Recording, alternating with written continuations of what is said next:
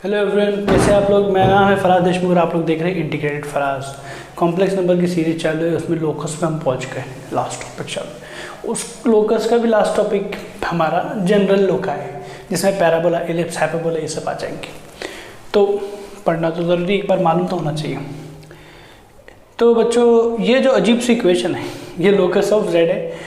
क्या है लोकस? उसका पैराबोला है जिसका फोकस जेड नॉट है और डायरेक्ट्रिक्स ये लाइन है, ये वही लाइन जिसमें ये लाइन है। ठीक है, तो बच्चों कैसा हो रहा है, एक लाइन है डायरेक्ट्रिक्स जिसकी इक्वेशन है alpha bar z plus z bar alpha plus b equal to 0 और हमारा फोकस अपना जेड नॉट है। तो एक पॉइंट ऐसा घूम रहा है जिसकी डिस्टेंस फ्रॉम जेड नॉट, क्योंकि mod Z minus Z not क्या होता है? डिस्टेंस ऑफ जेड और जेड नॉट के बीच का डिस्टेंस होता है। वो इससे इस जेड की दूरी perpendicular distance from this line की इक्वेशन ये होती है, वो सेम है। और हमको मालूम है यही हमारा जनरल इक्वेशन ऑफ लोकस होता है कि याद है ना, S P upon P M equal to E होता है और ई इक्वल टू 1 होता है। तो ये एस पी है हमारा, ये एस है, ये पी है और ये एम है। तो बच्चों बस इनको ऐसे लिख दिए तो ये क्या मिलेगा तुमको? एक पैराबोला मिलेगा। हर जगह जाएगा तो सेम होगा।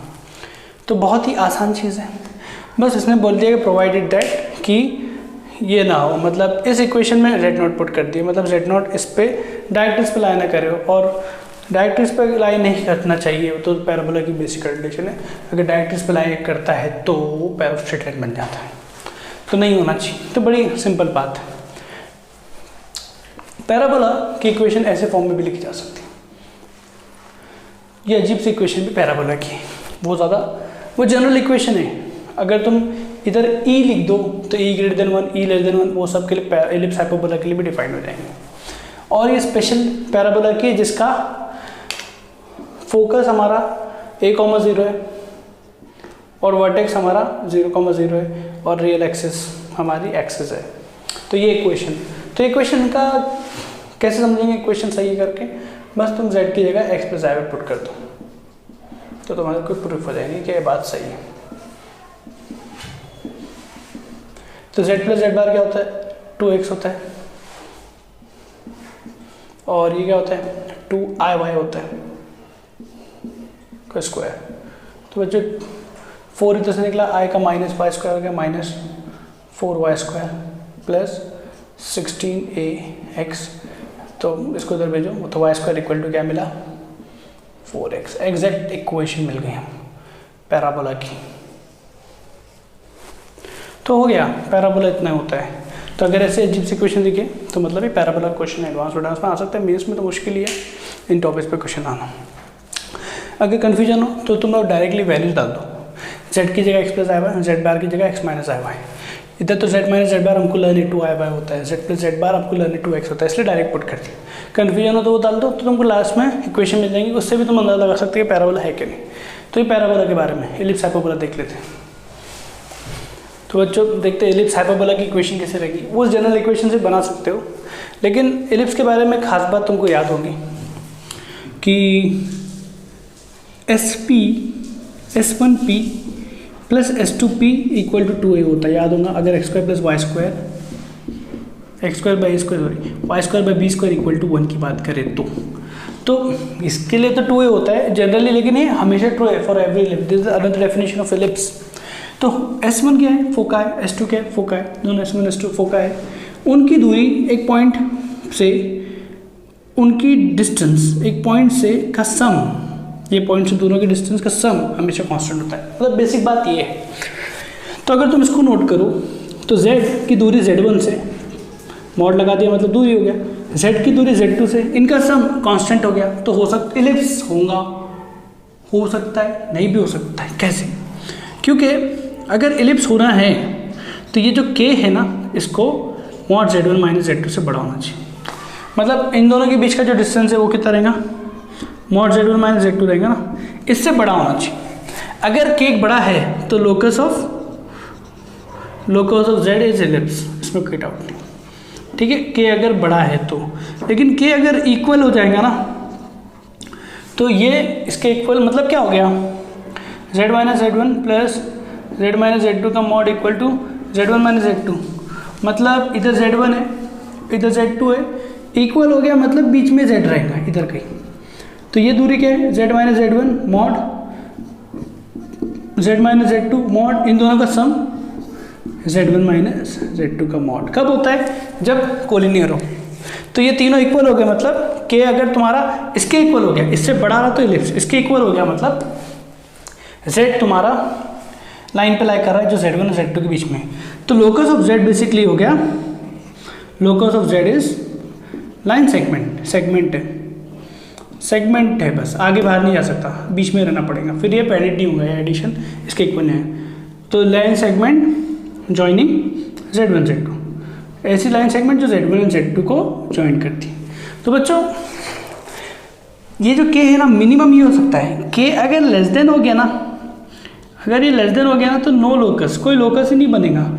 ऐसा तुम Z कहीं रख ही नहीं सकते हो कि ये प्लस ये इससे छोटा हो जाए। मिनिमम यहाँ तक, ये मिनिमम था, इसकी मिनिमम वैल्यू ये होती है, हमेशा इससे बड़ा ही होगा, और बड़ा होगा तो ट्रायंगल बनेगा, ट्रायंगल बनेगा तो इस वर्टेक्स का लोकस ऑटोमेटिकली एलिप्स हो जाता है, और लेस देन के लिए वैलिड ही नहीं है। तो वो एलिप्स के बारे में था। अगर इनके पीछे माइनस लिख दूँ और इसको कांस्टेंट K से करूँ तो हो सकता है हाइपरबोला हो, क्योंकि हाइपरबोला में भी क्या होता है, S1P माइनस S2P का मॉड 2A होता है। ये अनदर डेफिनेशन ऑफ हाइपरबोला है।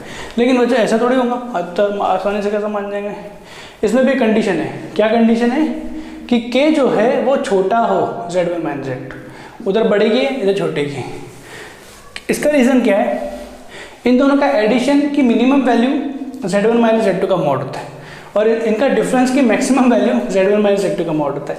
मतलब क्या, K equal to mod Z1 minus Z2 हो गया, तो ये Z1 है, ये Z2 है, तो इधर ही रहेगा, यहाँ रहेगा या यहाँ रहेगा, क्योंकि ये मैक्सिमम वैल्यू है इसकी। तो Z मान लो इधर रहेगा या इधर रहेगा, तो इधर रहेगा तो देखो mod Z minus Z2 mod Z minus Z1, और ये कितना है मॉड Z1 माइनस Z2 का मॉड। तो this minus this equal to this, तो मतलब this minus this equal to Z1 minus Z2 का मॉड। तो बच्चों इसमें अलग, इसमें क्या मिलेगा, लाइन ही मिलेंगी लेकिन रे मिलेंगी, और ये केस में क्या मिलेगा, हाइपरबोला मिलेगा। ये केस में क्या मिला, हाइपरबोला मिला। ये केस में क्या मिला,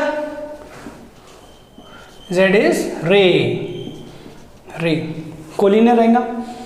देखो इसका कोलिनियर है ना, ये साइड जा रहा है, ये साइड जा रहा है। तो लोकस ऑफ Z इज रे एमिटिंग फ्रॉम Z1 Z2, लेकिन अपोजिट डायरेक्शन। ठीक है, ये बात ध्यान रखना, अपोजिट डायरेक्शन, बीच में नहीं आएगा, बीच में उधर आया था। और जैसे मैंने कहा कि K ये इसकी जो है ना ये मैक्सिमम वैल्यू है, तो मतलब क्या हुआ, K अगर तुम लेस देन कर दो तो ये इक्वेशन का कोई सेंस ही नहीं रहेगा। तो K अगर लेस देन हो जाएगा तो ये इक्वेशन तुमको नो लोकस दे। ठीक है, बड़ी इंपॉर्टेंट बात, नो लोकस मिलेगा। इसमें ये मिनिमम बनता है, इसमें वो चीज़ मैक्सिमम बनती है। और ये बेसिक ट्रायंगुलर इनइक्वालिटीज़ ही है, ट्रायंगुलर इनइक्वालिटीज़ की बात है। बच्चों ये टॉपिक काफ़ी आसान है, इस पर एक क्वेश्चन लेके इसको खत्म करते हैं। बच्चों ये क्वेश्चन देख के निपटाते हैं इसको। तो देखो ये वही फॉर्म है, Z प्लस आई लिखा है, मतलब मैं अगर इसको एग्जैक्टली उस फॉर्म में कन्वर्ट करूँ तो Z माइनस माइनस आई हो जाएगा प्लस Z माइनस आई। तो हमारा फॉर्म क्या था, Z माइनस Z1 था ना, Z माइनस Z2 था, तो Z1 ये है और Z2 आई है और Z1 minus I equal to क्या है, A है, 8 है, और इधर हमारा K था। तो K हमारी कंडीशन क्या थी, K की एलिप्स अगर होना है तो K ने greater than Z1 minus Z2 होना चाहिए फॉर एलिप्स। देखते हैं एलिप्स है क्या है, नहीं है तो फिर देखिए। तो बच्चों पहला काम तो हमको Z1 माइनस Z2 का मॉड निकालना है। तो Z1 हमारा क्या है, माइनस आई है, और Z2 हमारा आई है, तो इनका मॉड ले लेंगे अगर मैं, तो 2 आई हो जा रहा है विच इज़ 2। तो सही किया ना, -1 माइनस आई, उनका मॉड क्या है 2 आया। तो हमारा जो ये 8 है ये 2 से ऑब्वियस से बड़ा है, तो ये एलिप्स हो गया कि हमारा ग्रेटर देन इससे होना चाहिए। तो ये एलिप्स है, इतनी बात कंफर्म होगी, जिसका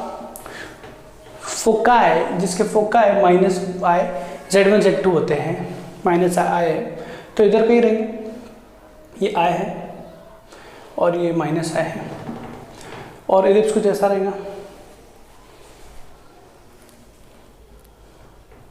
ठीक है। तो ये ज़रूर बी ग्रेटर देन ए का फॉर्म है, एक्स स्क्वायर बाई स्क्वायर है ना, x square by a square plus y square by b square equal to 1 में बी ग्रेटर देन ए का फॉर्म है।